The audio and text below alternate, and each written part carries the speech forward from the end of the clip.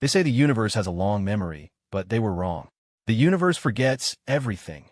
Stars die, civilizations crumble, empires turn to dust. But humanity? Humanity remembers every slight, every betrayal, every drop of blood spilled by those who thought humans were too weak to matter. The Galactic Council learned this the hard way when they discovered that the primitive species they had been exploiting for 3 centuries had been quietly building something in the dark corners of space. Something that would make the very stars tremble. Because when humanity finally comes to collect what they're owed, they don't just want payment, they want interest.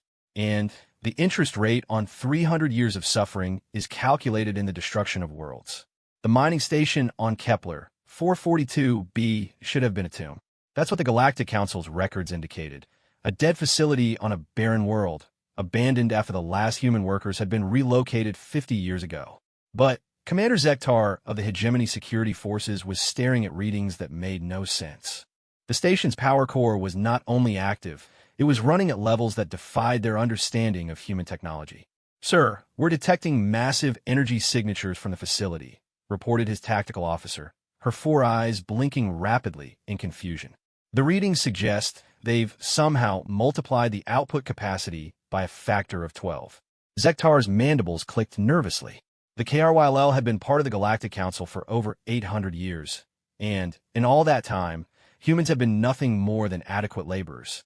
They were strong enough to work in harsh conditions, intelligent enough to follow complex instructions, but completely lacking in the advanced sciences that separated civilized species from primitive ones. At least, that's what the official record stated. "Begin descent protocols," he ordered, though something in his gut warned him this was a mistake. Full tactical readiness. The transport descended through the thin atmosphere, its sensors painting a picture that grew more disturbing with each passing moment. The mining facility had been expanded massively. What had once been a simple operation to extract rare minerals had become something that looked almost like a fortress. Strange geometric patterns covered the surface of new buildings, and energy signatures indicated the presence of technology that shouldn't exist. As they approached the landing pad, Zektar noticed something that made his blood run cold. The landing lights that guided them down weren't the standard blue illumination used by council facilities. They were a deep, angry red, and they pulsed in a rhythm that seemed almost like a heartbeat. The landing was smooth, but the moment their ship touched down, every communication channel filled with static. Not the random interference of electromagnetic storms, but something that almost sounded like whispers, like voices speaking in languages that predated the council itself. "Atmospheric scans show breathable air," the tactical officer reported, but her voice carried an uncertainty that hadn't been there before. "Note immediate biological threats detected. But, sir, the mineral composition of the surrounding rock has changed. These aren't the same deposits we came to inspect." Through the viewport, Zektar could see figures moving in the shadows between buildings. Human figures, but something about the way they moved seemed wrong. Too coordinated, too purposeful.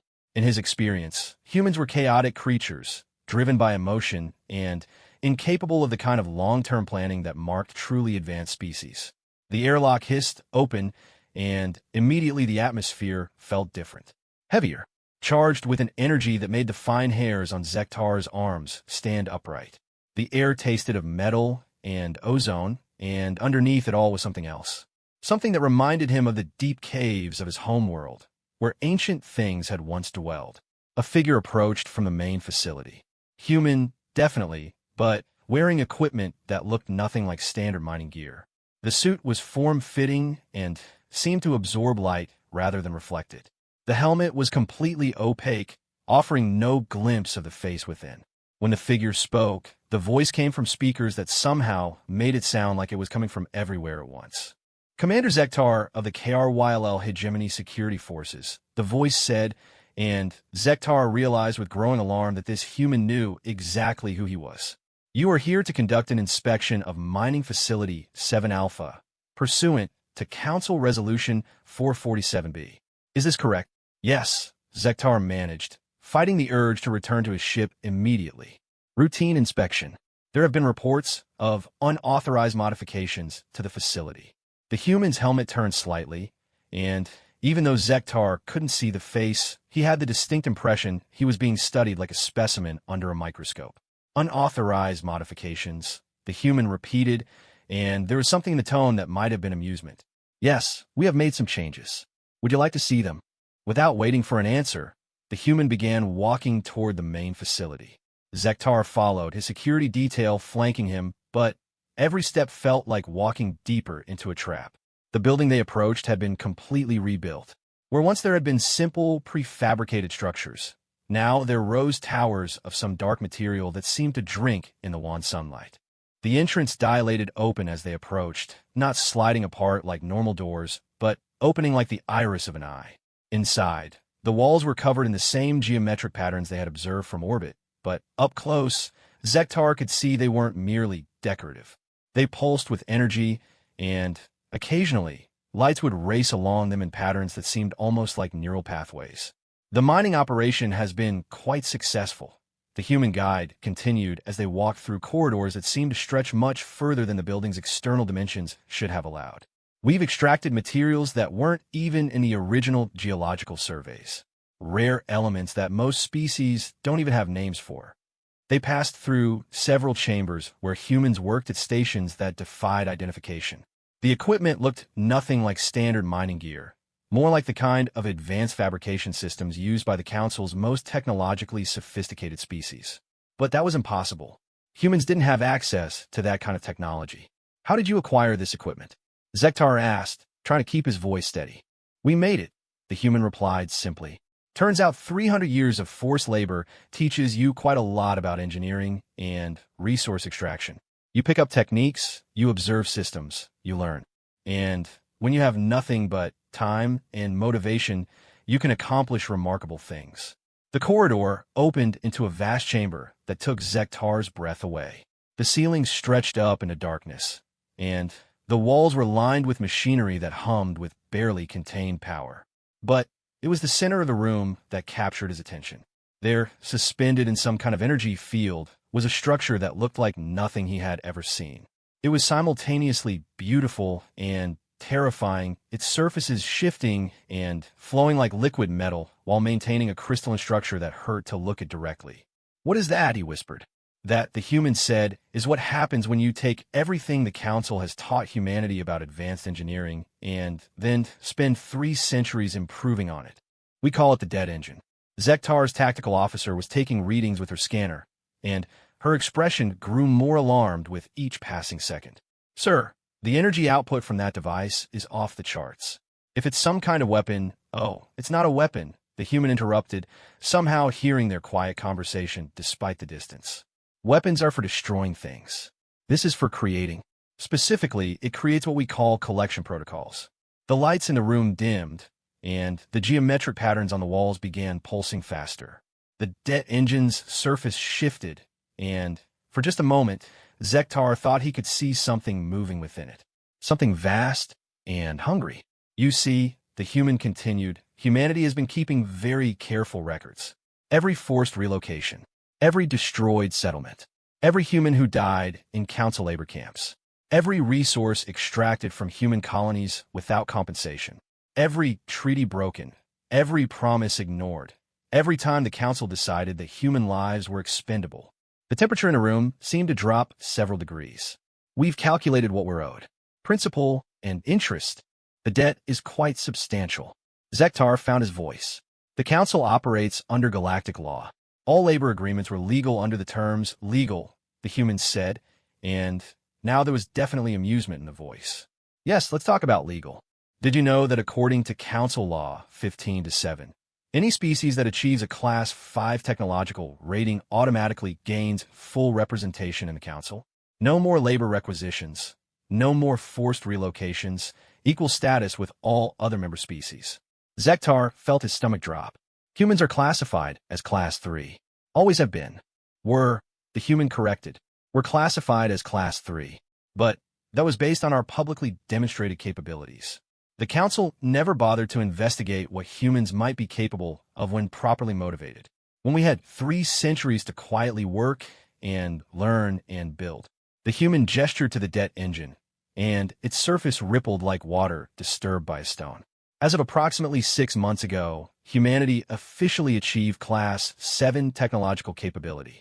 We submitted our application for council review, but somehow it seems to have gotten lost in the bureaucracy. Imagine that. Class 7.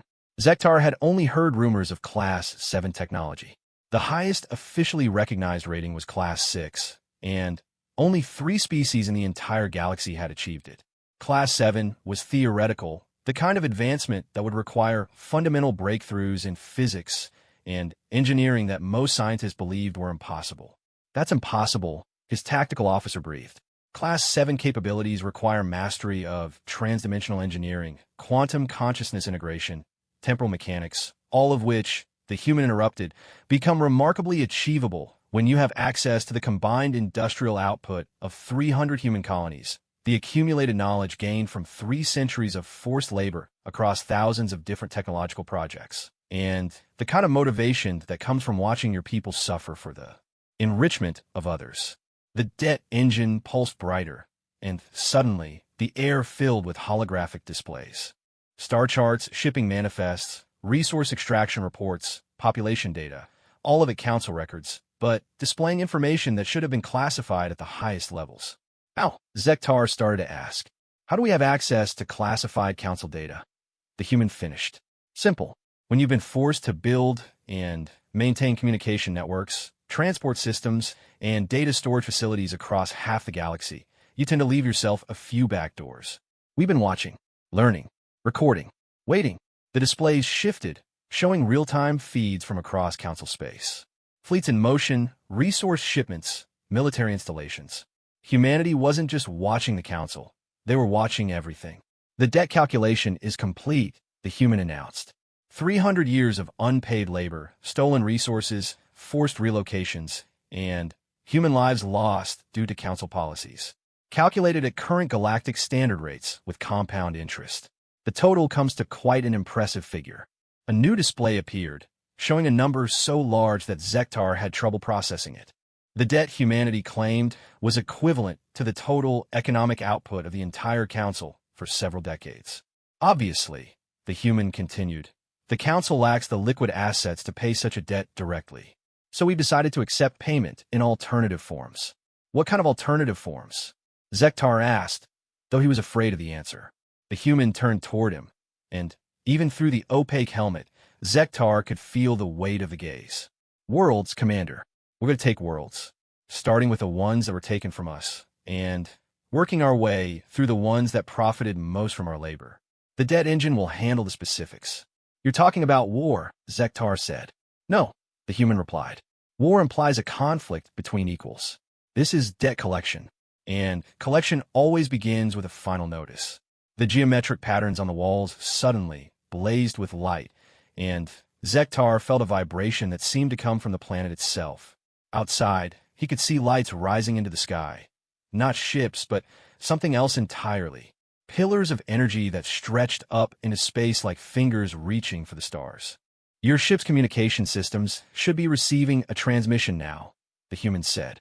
A formal notice of debt and demand for payment, along with our credentials as a Class 7 civilization. The notice is being simultaneously transmitted to every council world, every military installation, every government facility across known space. Zektar's communication officer's voice crackled through his earpiece. Sir, we're receiving a massive data transmission. It's being broadcast on every frequency simultaneously. How? The transmission includes a complete itemization of the debt, the human continued, along with our proposed payment schedule. We're being very reasonable. We're giving the council 30 standard days to respond. And if the council refuses?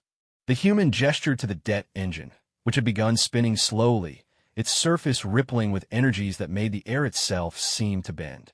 Then we begin taking what we're owed by force. But not the kind of force you're thinking of, Commander. We're not going to invade council worlds or destroy fleets. That would be inefficient. The chamber filled with a sound like distant thunder, and Zektar realized it was coming from the debt engine itself. The device was accelerating, and, with each revolution, reality around it seemed to flicker. We're going to take entire star systems, the human said. Remove them from council space entirely. The technology exists, We've just perfected it. Imagine entire worlds, complete with their populations and resources, simply ceasing to exist in this dimensional framework and appearing somewhere else entirely. Somewhere under human control. Zektar stared at the spinning device in horror. That's impossible. The energy requirements alone would be prohibitive for a Class 6 civilization, the human agreed. But we're not Class 6 anymore. And we've had 3 centuries to prepare. Every mining operation, every construction project, every transport route, it all fed into this moment. The displays around the room shifted again, showing star charts marked with human colonies, resource extraction sites, and transport hubs. But now Zektar could see the pattern. Every human installation was positioned at a strategic point, near major council trade routes, close to vital resource systems, along critical communication networks. It hadn't been random. None of it had been random. You've been planning this for 3 centuries, he realized. Longer, the human admitted. The first generation of forced laborers started keeping records. Their children continued the work. Each generation adding to the knowledge base, refining the plan, building the infrastructure. And now their great-great-grandchildren are ready to collect. The jet engine's rotation reached a crescendo, and suddenly, the chamber was filled with visions of other places, other worlds. But these weren't council territories. These were star systems that Zektar had never seen before, arranged in configurations that defied astronomical possibility. Planets orbiting artificial suns, space stations the size of moons, and structures that seemed to exist in more dimensions than the standard 3. This is where the collected worlds will go, the human explained. Humanity's new domain, a place where we control the laws of physics, where we determine the rules of civilization, where we will never again be subject to the whims of species that see us as nothing more than useful tools. The visions faded, and the jet engine began to slow. The geometric patterns on the walls dimmed to their previous levels. But the message was clear. Humanity had the power to reshape the galaxy itself. Your 30-day countdown begins now, the human said, turning back toward the exit. I suggest you relay our message to the Council with appropriate urgency. And, Commander? Zektar looked up from his instruments, which were still frantically trying to process the readings they had recorded. Humanity never forgets a debt, the human said. And we always collect with interest. The emergency session of the Galactic Council had been in progress for 16 hours, and High Chancellor Vexhari was beginning to understand why her predecessors had aged so rapidly in this position. The holographic displays surrounding the central chamber showed real-time feeds from across council space, and every single one painted the same disturbing picture. Humanity was moving. The transmission was received on every inhabited world simultaneously, reported Intelligence Director Quintal, his normally composed demeanor cracking under the strain of the past day's revelations. Our best cryptographers estimate it would require the computational power of our entire scientific network to achieve such a feat, yet somehow, humans accomplished it from a single mining station. High Chancellor Vexhari studied the data streaming across her personal display. In the 24 hours since Commander Zektar's disturbing report from Kepler 442b, the Council's entire understanding of humanity had been turned upside down. The species they had classified as primitive laborers had somehow become a technological power that defied current scientific understanding. What is the status of our fleet response? She asked Admiral Torvak, the military representative whose species had been instrumental in the original classification of humans as a Class 3 civilization. Problematic, Torvak admitted, his 6 arms gesticulating in patterns that indicated extreme agitation. Every ship we've sent to investigate human installations has encountered similar anomalies. Technology that shouldn't exist, energy readings that violate known physics, and humans who seem to know our tactical plans before we implement them. The chamber's main display shifted to show a star chart of council space, with human installations marked in red. 3 centuries of forced labor and resource extraction had spread humanity across hundreds of systems, and now that widespread presence looked less like exploitation and more like a carefully planned strategic deployment. They've been watching us, realized Council member Zaradai of the Nexus Coalition. Every construction project, every military installation, every trade route. Humans built it or maintained it. They know our infrastructure better than we do. The debt calculation is what concerns me most, interjected economic advisor Ketlin. If their mathematics are correct, and if the Galactic Trade Commission's own labor valuation protocols are applied retroactively, then humanity's claim has legal precedent under council law. High Chancellor Vexhari felt a cold weight settle in her stomach. Are you suggesting their claim is legitimate? I'm suggesting that 3 centuries of treating an entire species as indentured servants while denying them representation creates certain legal vulnerabilities, Ketlin replied carefully. Especially if that species has since achieved the technological ratings that would have granted them full council membership. The chamber fell silent. The implications were staggering. If humanity's Class 7 rating was confirmed, and if their debt calculations were legally valid, then the council faced a crisis that threatened the very foundation of galactic civilization. We need to verify their technological claims, Admiral Torvac said. Class 7 capabilities require proof of concept in multiple fields: transdimensional engineering, quantum consciousness integration, temporal mechanics, matter-energy conversion at the stellar scale. They've provided proof, interrupted Director Quintal, his voice barely above a whisper. The transmission wasn't just a message. It was a demonstration. Our analysis shows that the signal was broadcast from 17 different dimensional frameworks simultaneously. They're not just claiming Class 7 capabilities, they're proving them. A new voice entered the conversation from the chamber's peripheral speakers. If I may interject, said Dr. Ella Chun, the holographic representation of a human who had requested emergency speaking privileges before the council. She appeared as a middle-aged woman with graying hair and eyes that seemed to hold depths of knowledge that made even the oldest council members uncomfortable. Dr. Chun, High Chancellor Vexhari acknowledged. You claim to represent humanity's interests in this matter? I represent the Human Collective Council, Dr. Chun replied, an organization that has existed in some form for the past 273 years. We've been preparing for this moment for quite some time. The casual mention of a hidden human government sent ripples of alarm through the assembled delegates. If humanity had maintained a secret organizational structure throughout centuries of supposed subjugation, it suggested a level of long-term planning that was deeply unsettling. Your people have made some extraordinary claims, Admiral Torvac stated. Claims that, if true, would require us to fundamentally reconsider humanity's position in galactic affairs. Dr. Chin's expression didn't change, but something in her eyes suggested amusement. Admiral Torvac of the Keth military hierarchy. You personally oversaw the relocation of a human colony on New Geneva 47 years ago. During that operation, human engineers were forced to dismantle and rebuild your fleet's quantum navigation systems.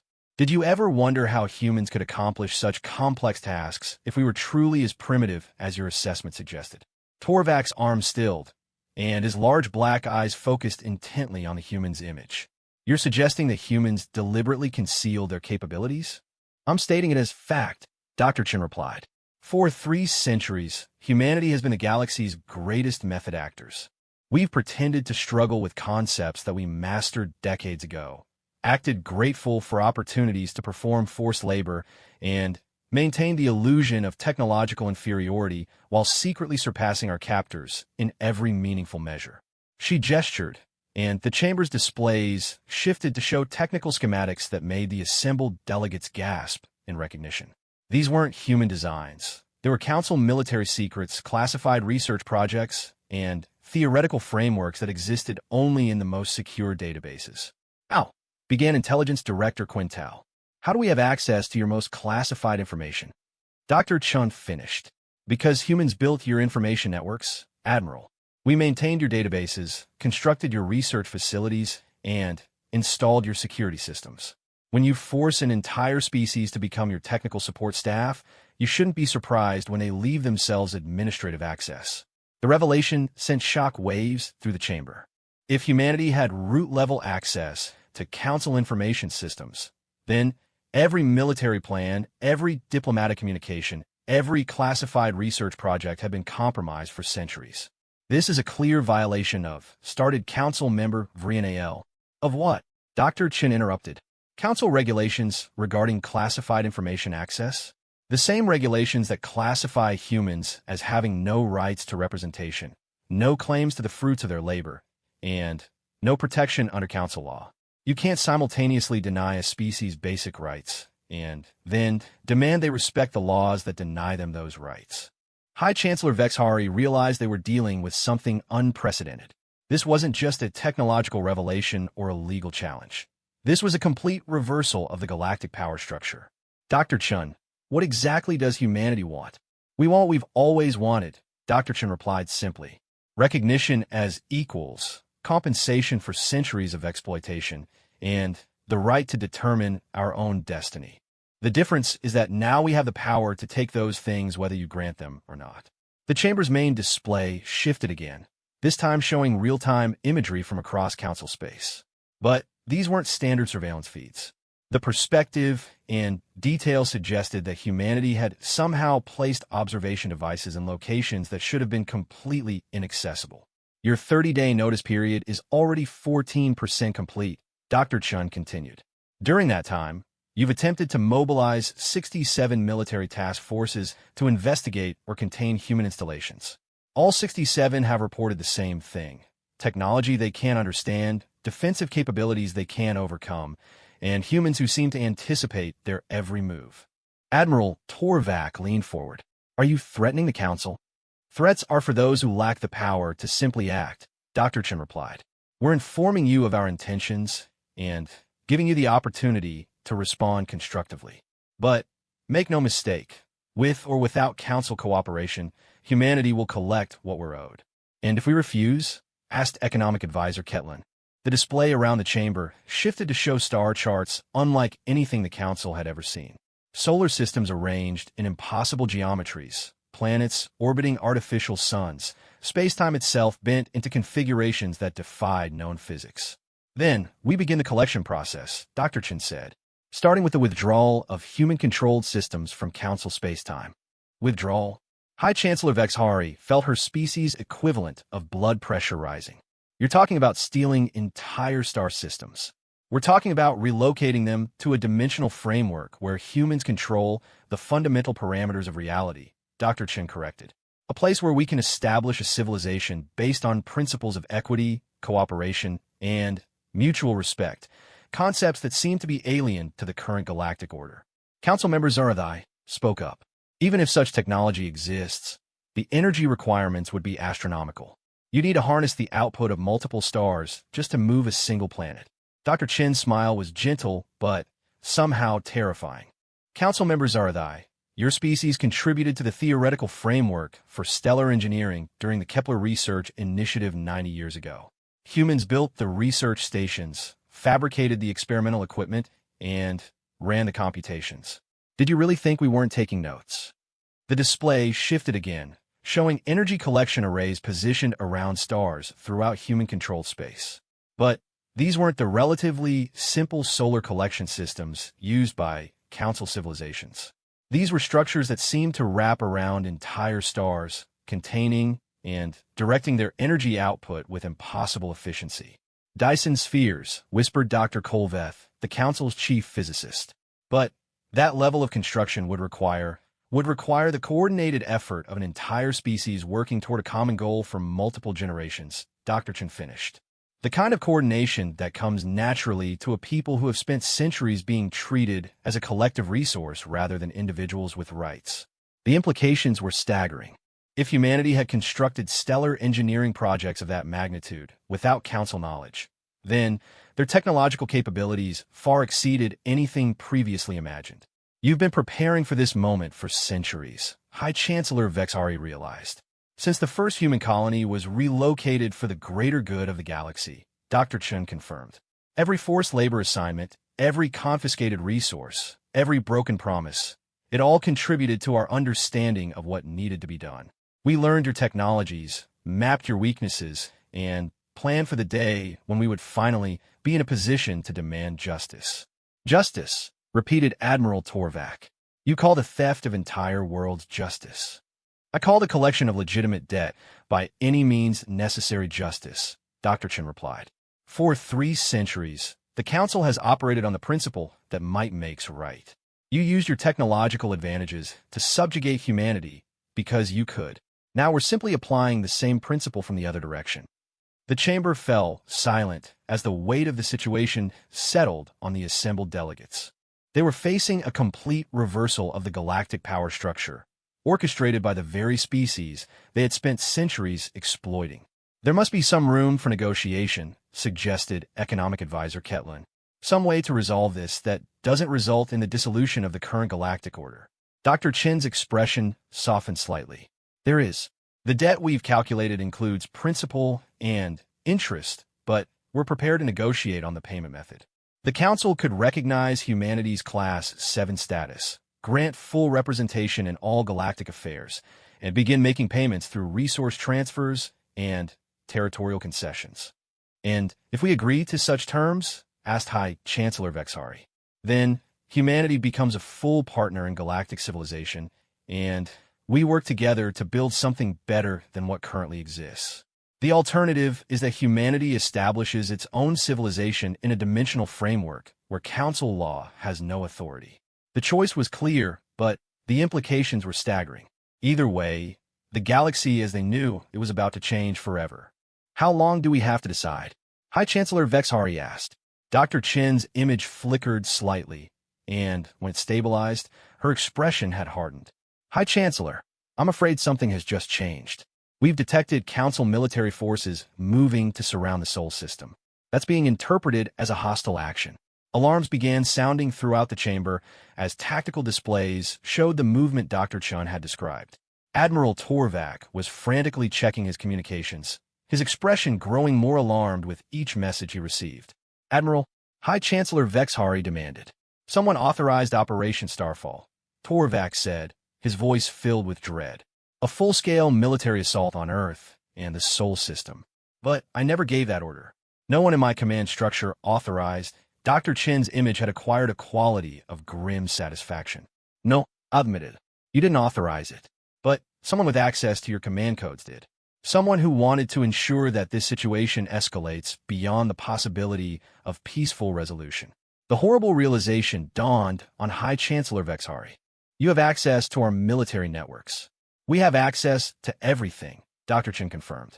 And now, thanks to your own military's aggressive actions, the 30-day grace period is officially over. Humanity is now authorized to begin debt collection immediately. The display around the chamber exploded with activity as star systems across Council space began registering massive energy signatures. The collection had begun. Captain Sarah Rodriguez had never expected to stand on the bridge of humanity's first sovereign starship, but then again the past 72 hours had redefined the impossible.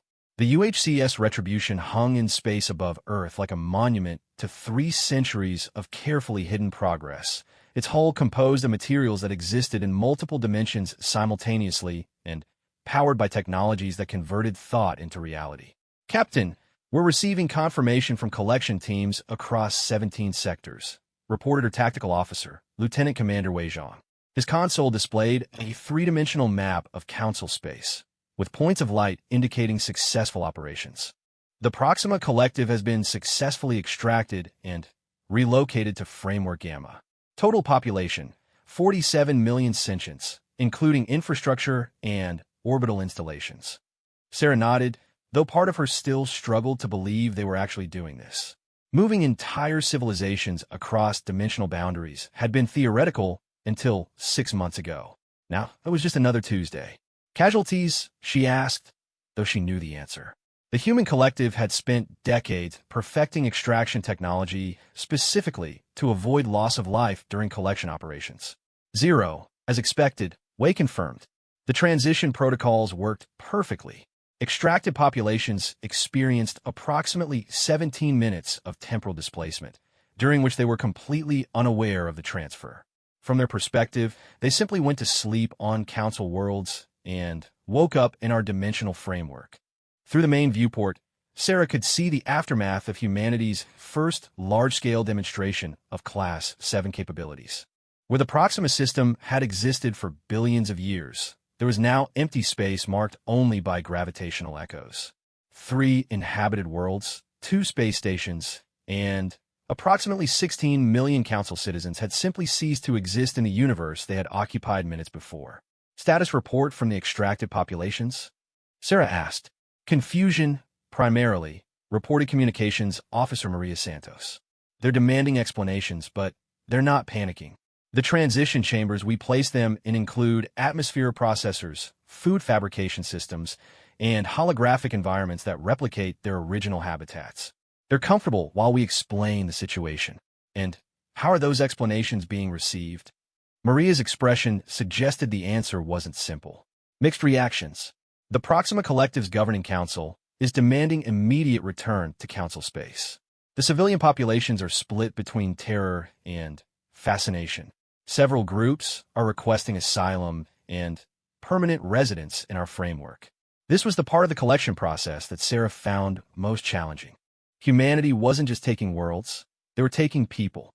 Entire civilizations that had no involvement in the Council's exploitation of humanity were being uprooted because they happened to live on strategically valuable real estate. Keep the communication channels open, Sarah ordered. Full transparency about what we're doing and why. Anyone who wants to be returned to Council space will be returned. Anyone who wants to stay can apply for citizenship. Ma'am, we're receiving a priority transmission from Earth Command, announced Zhang, his console displaying an incoming message indicator. Admiral Chun requests immediate conference with all collection fleet commanders. The main display shifted to show Dr. Ella Chun, though she was wearing Admiral's insignia now instead of her previous civilian attire. Behind her, Sarah could see the command center of humanity's most significant secret, the Terra Engineering Complex, built inside a hollowed-out asteroid that existed in 7 dimensions simultaneously.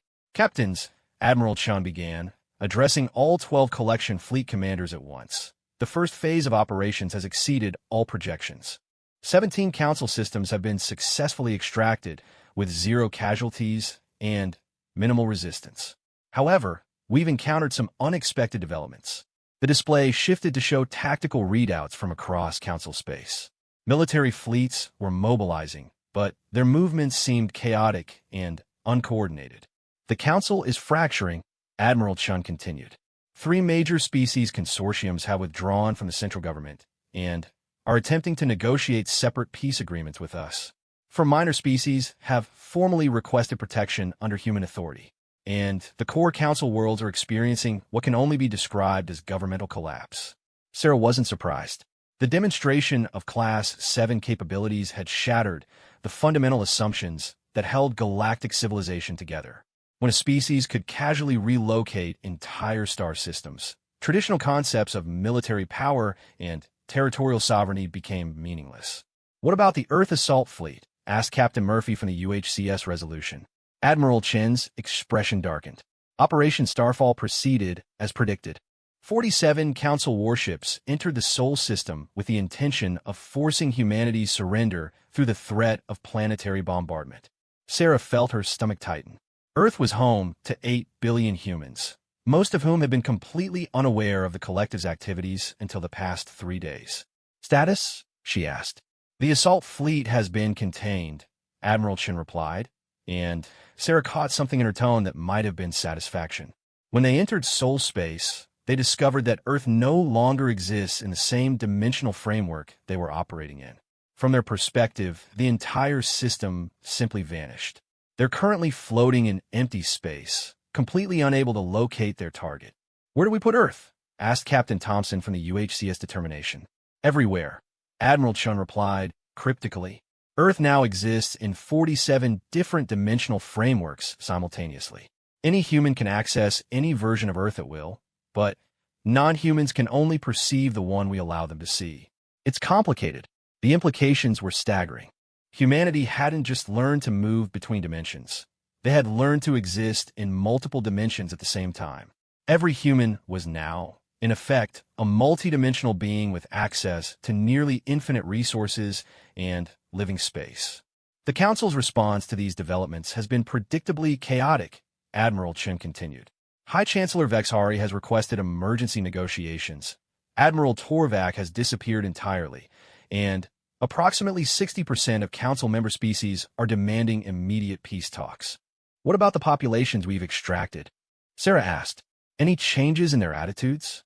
That's actually our most interesting development, Admiral Chen replied, and now she was definitely smiling.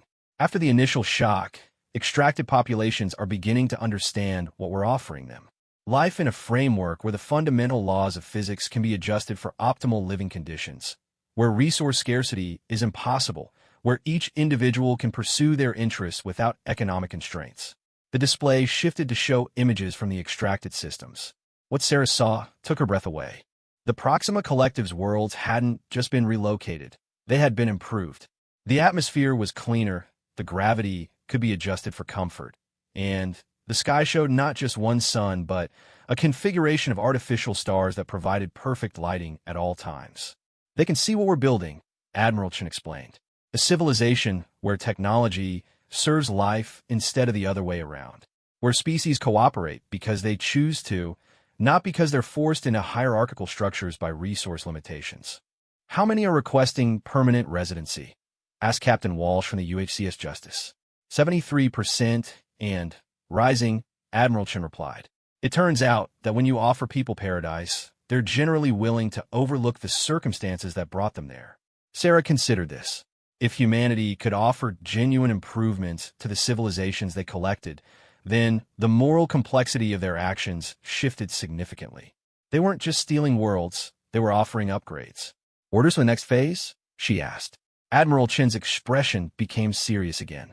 We've received formal requests for extraction from 14 additional systems. Not forced collection, voluntary requests from populations that want to join our framework. However, these systems are deep in Council core territory, and extracting them will require us to transit through heavily defended space. Are we talking about military engagement? Asked Captain Kumar from the UHCS Vindication. We're talking about surgical removal of cooperative populations from hostile territory, Admiral Chen corrected. Our stealth capabilities should allow us to complete the extractions without engaging Council forces directly. But if we're discovered, we need to be prepared for the possibility of combat. Sarah felt a chill. Despite humanity's overwhelming technological advantages, actual warfare would mean deaths on both sides. The extraction operations have been carefully designed to avoid casualties, but combat was different. What's our response to the Council's peace overtures? She asked. Admiral Chen paused, and Sarah could see her weighing her words carefully. The Human Collective Council is split. One faction wants to accept immediate negotiations and try to work within the existing galactic framework. Another faction believes the Council cannot be trusted and wants to continue extraction operations until we have enough leverage to dictate terms completely. And the third faction? Sarah asked, sensing there was more. The third faction wants to extract the entire galaxy, Admiral Chen admitted. Every inhabited world, every space station, every artificial habitat. Move all of galactic civilization into frameworks where we control the fundamental parameters of reality. Essentially, become the new galactic government by making the old one irrelevant. The bridge fell silent as the implications sank in.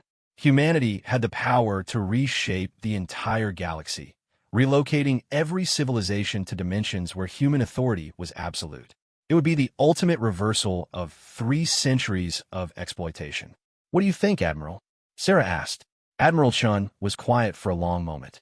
I think, she said finally, that power corrupts even when it's used with good intentions. If we extract the entire galaxy, we become the very thing we've been fighting against, an overwhelming force that denies other species the right to determine their own destiny. But we could build something better, argued Captain Thompson. A galactic civilization based on equity and cooperation instead of exploitation and hierarchy. We could, Admiral Chen agreed. But would it still be cooperation if other species have no choice in the matter? If we're powerful enough to move entire civilizations without their consent, can any agreement we make with them be considered truly voluntary? Sarah found herself grappling with questions that had no easy answers. Humanity finally had the power to demand justice, but using that power raised new moral complexities. For now, Admiral Chen continued, we're proceeding with voluntary extractions only. Species that request relocation to our frameworks will be accommodated. Species that prefer to remain in Council space will be left alone, provided they're not actively participating in hostile actions against us. And if the Council refuses to negotiate fairly, asked Captain Murphy. Admiral Chen's expression hardened. Then we demonstrate that our patience has limits. But we do it by targeting the guilty parties, not innocent populations. The Council's leadership, their military infrastructure, their economic systems. Those are legitimate targets. Civilian populations are not. Incoming priority transmission, announced Communications Officer Santos. It's from the Council fleet that was trying to assault Earth. They're requesting immediate parley. Sarah raised an eyebrow. The same fleet that was planning to bombard our homeworld. According to their message, they're now floating in what they describe as empty space that used to contain a star system, Santos reported. They're offering unconditional surrender in exchange for safe passage back to Council territory. Admiral Chen smiled grimly. Patch me through to their command ship. The display shifted to show Admiral Torvak, though he looked far different from the confident military commander who had appeared before the Council days earlier. His normally pristine uniform was disheveled, and his multiple arms gestured frantically. Dr. Chun, Admiral Chun, he corrected himself hastily. I formally request safe conduct for my fleet. We acknowledge that we entered human territorial space without authorization and accept responsibility for the aggressive nature of our mission. Admiral Torvak, Admiral Chen replied calmly. You came here to destroy Earth and force humanity's surrender. What made you change your mind? Torvak's arms moved in patterns that Sarah recognized as indicating extreme distress. You made an entire star system disappear without harming a single one of my ships, he said. We're floating in space where Earth used to be. Our navigation systems can't find any recognizable stellar landmarks, and our science officers are reporting readings that suggest we're not even in the same universe anymore. You're in the same universe, Admiral Chen corrected. You're just perceiving a version of it where Earth was never constructed in the first place. It's complicated. This is beyond Class 7 technology, Torvak said, his voice barely above a whisper. This is something entirely new, something that redefines what's possible. Class 7 was always just the beginning, Admiral Chen replied. The classification system only goes that high because the Council couldn't imagine anything beyond it. Humanity has been working with technologies that don't fit into any classification scheme. Torvak was silent for a long moment. What do you want from us? Nothing from you personally, Admiral Chen said. You are following orders from a government that no longer has the authority to give them. Return to Council space, report what you've seen, and let them know that humanity is prepared to negotiate in good faith, but only with representatives who have the authority to make meaningful concessions. And if the Council refuses to negotiate, Admiral Chen's smile was gentle, but somehow terrifying. Then we continue collecting what we're owed, one star system at a time, until someone is prepared to have a reasonable conversation about the future of galactic civilization. The transmission ended, leaving the bridge of the Retribution in contemplative silence. Outside the viewport, the extraction fleet continued its work, methodically relocating entire civilizations to frameworks where humanity controlled the fundamental laws of reality. Sarah realized they had crossed a threshold from which there was no return. Whether through negotiation or continued collection operations, the galaxy was about to change forever. And for the first time in 3 centuries, humanity would be the ones determining how that change unfolded. High Chancellor Vexhari stood in what had once been the most powerful room in the galaxy, but the Council chamber now felt more like a funeral parlor. Of the original 47-member species that had formed the Galactic Council, only 19 still maintained representation. The others had either withdrawn entirely, been absorbed into humanity's expanding dimensional framework, or simply ceased responding to communications. The holographic displays that surrounded the chamber showed a galaxy in chaos. Trade routes had collapsed as key systems vanished from known space. Military fleets found themselves defending empty regions where major worlds had existed days before. Economic networks that had taken centuries to establish were unraveling as their critical nodes disappeared into humanity's collection operations. Status report, she requested, though she dreaded the answer. Intelligence Director Quintal, one of the few remaining original staff members, consulted his data tablets with visible exhaustion. 43 star systems have been extracted in the past 7 days. Total displaced population, approximately 14 billion sentients. Of those extracted, 68% have formally requested permanent residency in human-controlled frameworks. The numbers were devastating, but it was the last statistic that truly terrified the remaining Council leadership. Humanity wasn't just stealing populations, they were winning them over. The extracted civilizations were choosing to remain with their captors. "What about our diplomatic overtures?" asked Counselor Drenval, representing one of the few species that still maintains significant military forces. "Humanity has agreed to negotiate," Quintal replied. "But their terms are non-negotiable. Full recognition of their Class 7+ status, immediate repatriation of all formerly human-controlled territory, and reparations calculated at approximately 40% of the galaxy's total economic output for the next 50 years. Impossible, Drenval snarled. Those terms would bankrupt every remaining member species and leave us completely subject to human authority. Which is precisely the point. Observe a new voice from the chamber's communication system. Dr. Ella Chen's holographic image materialized at the speaker's podium, though she was now wearing what appeared to be the insignia of an entirely new governmental structure. "Admiral Chun," High Chancellor Vexari acknowledged. "I wasn't aware we had scheduled a diplomatic session." "You hadn't," Chun replied calmly.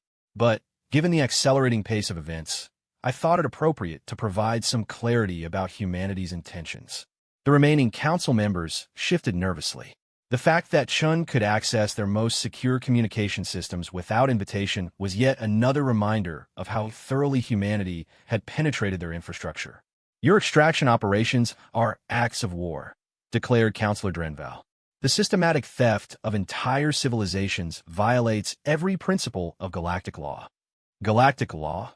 Chun repeated, and something in her tone suggested amusement. "Counselor Drenval, your species' homeworld of Keth Prime has been experiencing some interesting developments." The chamber's displays shifted to show real-time feeds from Keth Prime. Instead of the sprawling industrial complexes and military installations that characterize the world, the displays showed vast garden cities, clean oceans, and skies that sparkled with artificial auroras. The planet looked like paradise. "What have you done?" Drenval demanded, his voice rising to levels that indicated panic among his species. "We've demonstrated what your homeworld could become under proper management," Chun replied. "This is a dimensional echo, a parallel version of Keth Prime that exists in our framework. Same planetary configuration, same population, but with access to technologies that eliminate scarcity, disease, and environmental degradation." The images were compelling. The Keth were known for their harsh, industrial society where life expectancy was limited and most of the population existed in various states of economic desperation. The version shown on the displays looked like everything their civilization could become with unlimited resources and advanced technology. "Your population is being given a choice," Chun continued. "They can remain in your current framework with its limitations and challenges or request transfer to the improved version. As of this morning, approximately 70% have submitted formal relocation requests." Drenval stared at the displays in horror. His own people were abandoning him for the paradise humanity offered. "This is bribery," High Chancellor Vexari said. "You're using impossible promises to steal our populations. We're using demonstrated capabilities to offer genuine improvements to their quality of life," Chun corrected. "And the promises aren't impossible. They're reality for anyone who chooses to join our framework. At the cost of their independence," Vexari argued. Chen's expression softened slightly. "High Chancellor, I'm going to share something with you that may provide some perspective. Would you like to see what Earth looked like before humanity achieved Class 7 capabilities?" Without waiting for an answer, the displays shifted to show historical images of Earth. Not the pristine garden world that existed in humanity's current framework, but the damaged, overcrowded, resource-depleted planet that Earth had become under Council oversight. Polluted cities, dying oceans, billions of humans living in poverty while their resources were extracted for the benefit of other species. "This is what 3 centuries of Council management did to our homeworld," Chun said quietly. "Now would you like to see what Earth looks like today?" The images shifted again, showing a world that was simultaneously recognizable as Earth and completely transformed. The continents were the same, but they hosted cities of impossible beauty where nature and technology integrated seamlessly. The skies showed multiple moons, each serving specific functions, one for climate control, another for energy collection, a third that served as a vast library containing the accumulated knowledge of all human civilization. "Every human world now looks like this," Chun continued. not through exploitation of other species or depletion of natural resources, but through the application of technologies that make scarcity obsolete. This is what we're offering to every civilization that joins our framework. And what do you demand in return? Asked Vexari. Cooperation, Chen replied simply. Participation in a galactic civilization based on mutual benefit rather than hierarchical exploitation. The sharing of knowledge and resources for the benefit of all member species. The kind of society the Council could have built if it had chosen cooperation over domination. The chamber fell silent as the implications sank in. Humanity wasn't just collecting on a debt. They were offering an alternative to the entire galactic order. There's something else you should understand, Chun continued, her tone becoming more serious. The extraction operations aren't our primary goal. They're a demonstration. We want the Council to understand that we have the capability to relocate the entire galaxy if necessary. But we prefer not to. Then, what do you want? Asked Councillor Thexani of the Meridian Alliance. We want to rebuild galactic civilization from the ground up, Chen replied. Based on principles of equity, cooperation, and technological advancement for the benefit of all sentient life. The Council's current structure is fundamentally flawed because it's built on the assumption that some species are inherently superior to others. And you would replace it with what? Vexari asked. The displays around the chamber shifted to show a new kind of governmental structure. Instead of the hierarchical arrangement that characterized the Council, this showed a network model where each species contributed according to their capabilities and received benefits proportional to their contributions. A true confederation, Chen explained. Species would maintain their autonomy and cultural identity while cooperating on projects that benefit everyone. Advanced technologies would be shared freely, rather than hoarded by those who happen to develop them first. Resource allocation would be based on need rather than political influence. It sounds utopian, observed Councillor Thexani. How would you enforce such cooperation? We wouldn't, Chen replied, and her smile was genuinely warm for the first time. That's the beauty of post-scarcity technology. When everyone has access to unlimited resources and living space, the motivations for conflict largely disappear. Species cooperate because they choose to, because cooperation produces better outcomes than isolation. And if species choose not to cooperate, pressed Drenval, then they're free to pursue their own path, Chen said. But they do so without access to the technologies and resources that make post-scarcity civilization possible. Most species find that isolation becomes less appealing when they see what they're missing. High Chancellor Vexari found herself grappling with concepts that challenged her fundamental understanding of government and society. You're talking about dismantling everything we've built over the past 1,000 years. I'm talking about replacing something that never worked very well with something that actually serves its intended purpose, Chen corrected. The Council was supposed to promote peace and cooperation among galactic civilizations. Instead, it became a mechanism for stronger species to exploit weaker ones. That's not peace. It's just organized oppression. What about those of us who've invested our entire lives in making the current system work? Vexari asked. You're welcome to join the new system and help build something better, Chen replied. Your experience and knowledge would be valuable assets in creating a more effective form of galactic governance. The difference is that you'd be working for the benefit of all species, not just the politically dominant ones. The Chamber's emergency communication system activated, and Admiral Torvak's image appeared alongside Chen's. His normally composed demeanor was completely shattered, and his multiple arms gestured frantically. High Chancellor, he said urgently, I'm receiving reports from across our remaining territory. Human collection teams are operating in 17 different sectors simultaneously. But they're not conducting forced extractions. They're responding to requests from populations that want to be relocated. How many requests? Vexari asked, though she suspected the answer would be devastating. Over 600 billion individuals across 43 different worlds, Torvak replied. Our own populations are abandoning us for human-controlled space. Chen's expression remained neutral, but there was something in her eyes that might have been sympathy.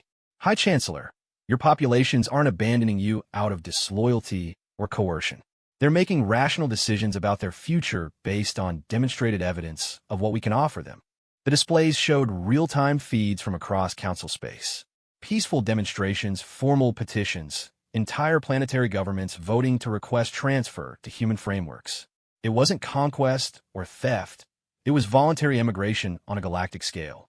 We've lost, Vexhari realized, not through military defeat or economic collapse, but because our own people prefer what you're offering to what we can provide. You haven't lost anything, Chen replied gently. You have the opportunity to be part of something better. The question is whether you're willing to let go of old assumptions about how power should be distributed and authority should be exercised. What would happen to current council leadership? Asked Councillor Thexane. Those with genuine skills and experience would be invited to help design and implement the new governmental structure, Chen said.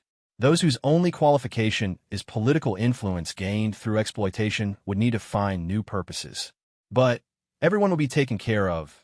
Post-scarcity civilization means no one needs to worry about basic survival or comfort. And if we refuse your offer? Chen was quiet for a long moment. Then, you're free to continue governing whoever chooses to remain under council authority, she said finally. But you should understand that every day we continue operations, fewer populations will make that choice. Eventually, you'll find yourselves governing empty worlds while galactic civilization moves forward without you. High Chancellor Vexhari looked around the chamber at the remaining council members. These were beings who had devoted their lives to maintaining galactic stability and promoting the interests of their species. But they were also beings who had built their careers on a system that treated billions of sentients as resources rather than equals. How long do we have to decide? She asked. As long as you need, Chen replied. But I should warn you that our timeline for galactic reconstruction is somewhat compressed. Every day of delay means more suffering for populations still trapped in scarcity-based economic systems. We'd prefer to begin the transition as quickly as possible. The implication was clear. Humanity would proceed with or without council cooperation, and delay would only mean being left behind by the march of progress. I need to consult with my remaining member species, Vexhari said. Of course, Chen agreed. But, High Chancellor, when you're having those consultations, remember that your populations are already choosing. The question isn't whether change is coming. It's whether you want to help guide that change or simply watch it happen.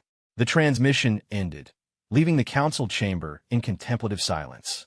Outside the windows, the stars continued to shine, but Vexhari knew that many of them now illuminated empty space where thriving civilizations had once existed.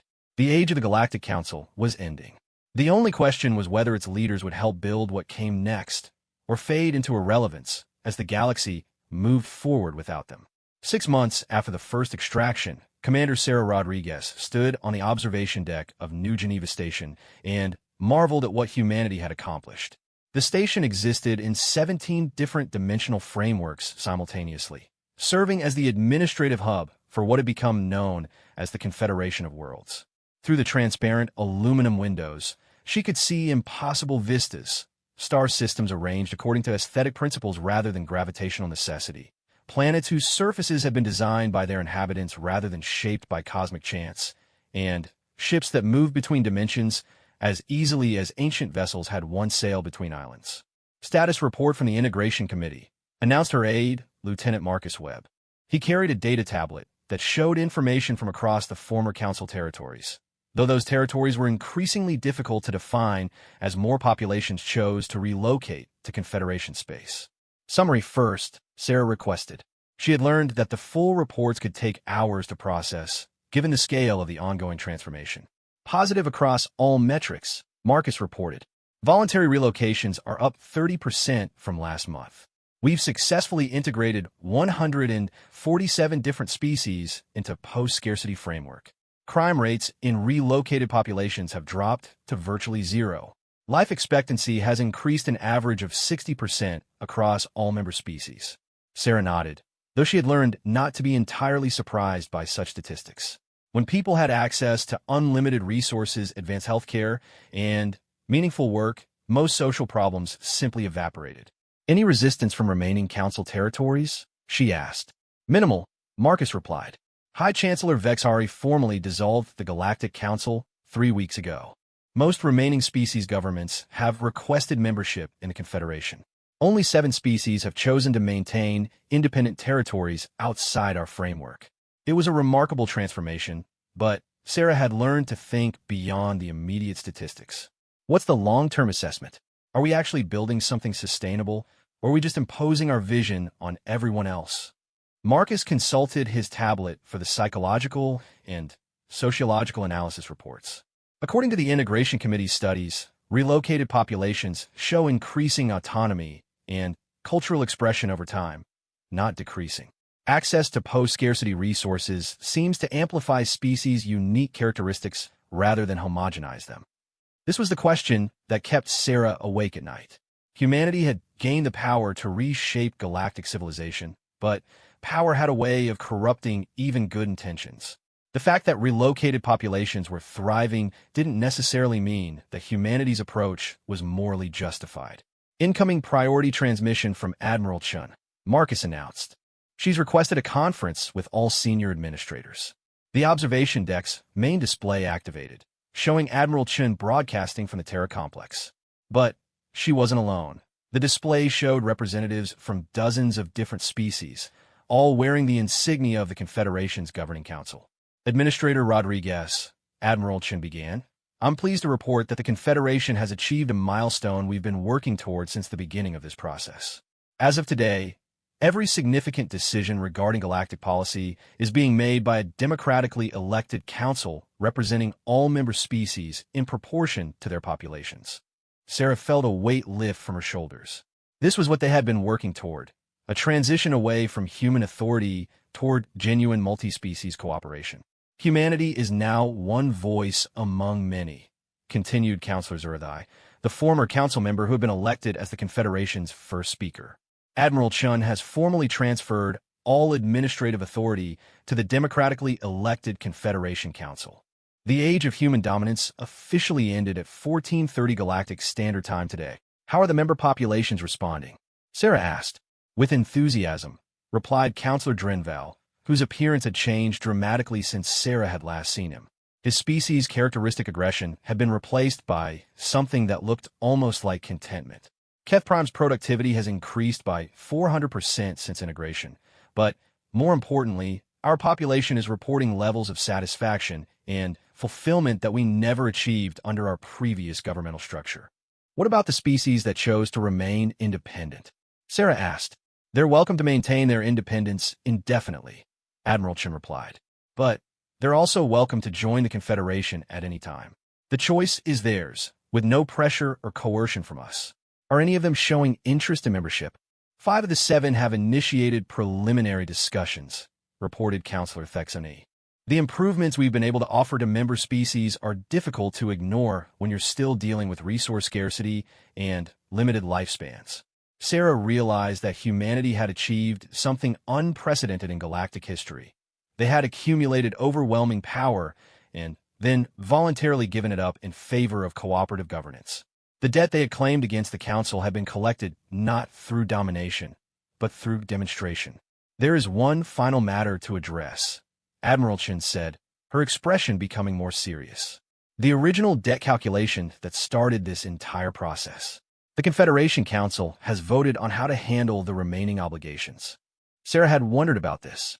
Humanity's extraction operations had already collected far more value than their original debt calculation, but there were still outstanding obligations related to historical injustices and continuing reparations. The Council has voted to forgive the remaining debt, announced Speaker Zaradai, in recognition of humanity's voluntary transfer of authority to democratic governance and their commitment to building a truly equitable galactic civilization. The debt is considered paid in full, added Counselor Drenval, not through material transfers, but through the creation of a system that ensures such debts can never accumulate again. Sarah felt a profound sense of completion. The 3-century struggle for human dignity and equality had ended not with revenge or domination, but with the creation of something better for everyone.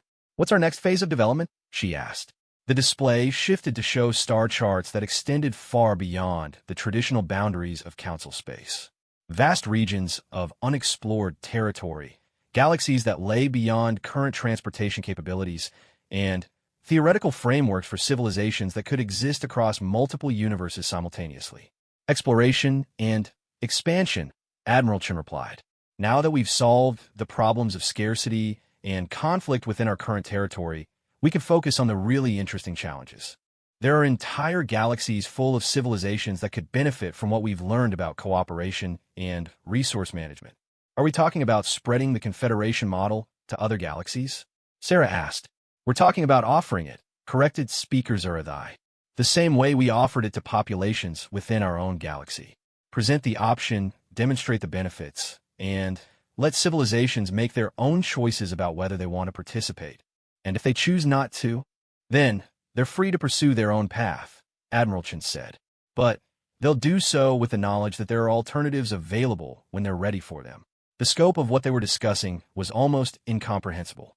Humanity had evolved from an exploited labor force to the architects of a galactic civilization, and now they were considering expanding that civilization across the entire universe. The beautiful thing about post-scarcity technology, observed Counselor Thexany, is that expansion doesn't require exploitation. We can create new worlds, new resources, new living spaces without taking anything away from existing civilizations. Growth becomes additive rather than competitive. Sarah considered the philosophical implications.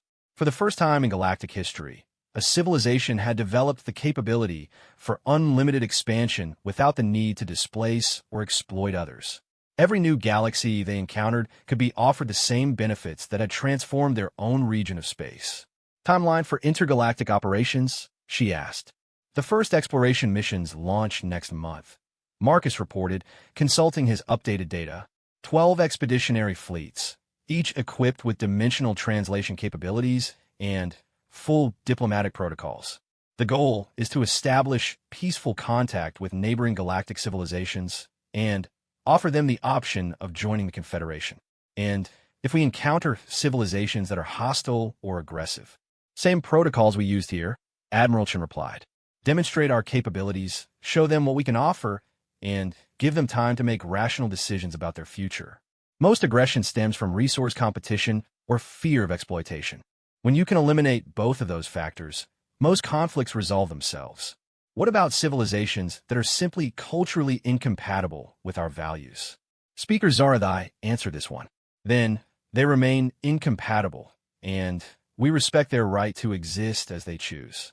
The Confederation isn't about cultural uniformity. It's about providing options and resources for species that want to participate in cooperative civilization. Sarah realized that humanity had stumbled onto something profound. They had developed not just advanced technology, but a model for expansion that didn't require conquest or assimilation. Every civilization they encountered could be offered genuine benefits without being forced to abandon their cultural identity. One last question, Sarah said. What happens to humanity's special role in all this? We started as the debt collectors, became the architects of a new system, and now we're transitioning to being equal partners with everyone else. Are we prepared for that kind of identity shift? Admiral Chen smiled, and for the first time since the crisis began, she looked genuinely relaxed. Sarah, humanity spent 3 centuries dreaming of a day when we would be treated as equals rather than servants. Now we've achieved that dream not just for ourselves, but for every species we've encountered. I think we can handle the adjustment. Besides, added Marcus, consulting his tablet again, the psychological profiles of relocated human populations show adaptation patterns that suggest we're actually happier when we're working as part of a team rather than as the dominant authority. Turns out humans are naturally cooperative when they don't have to worry about survival or exploitation. Through the observation deck windows, Sarah could see ships departing for the first intergalactic missions. Each vessel carried not weapons or soldiers, but scientists, diplomats, and engineers whose job was to offer other civilizations the same gift that humanity had given to their own galaxy. The option to choose cooperation over competition, abundance over scarcity, and mutual aid over mutual exploitation. The debt that had driven 3 centuries of human suffering had finally been paid in full. But, more importantly, it had been paid in a way that ensured no species would ever again accumulate such a debt against another. Humanity had learned to forget their anger and remember their compassion. And in doing so, they had taught the galaxy that the most powerful force in the universe wasn't the ability to destroy worlds, but the ability to build something better. The collection was complete. The universe was about to discover what happened when a species powerful enough to take everything they wanted chose instead to give away everything they had.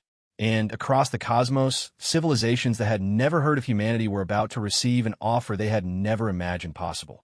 The chance to join a galactic community where everyone prospered, everyone mattered, and no one was left behind. The debt collectors had become the gift givers, and the universe would never be the same.